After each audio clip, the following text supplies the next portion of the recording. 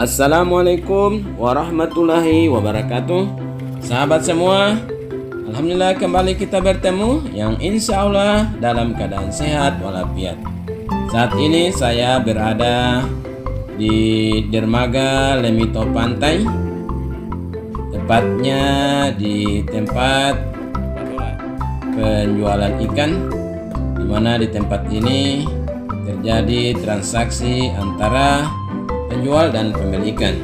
Pembeli ikan sengaja datang di tempat ini karena para pelaut yang turun di hari sebelumnya atau pada malam hari akan menjual hasil tangkapannya di tempat ini.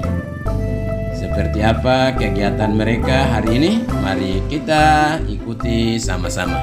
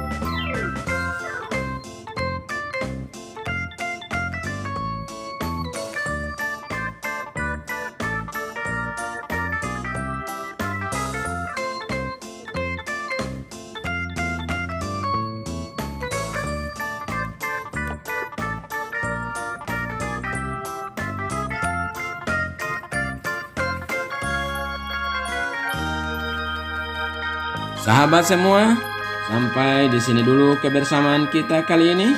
Nanti disambung di part berikutnya. Jangan lupa subscribe, like, komen, dan share. Sampai jumpa. Assalamualaikum warahmatullahi wabarakatuh.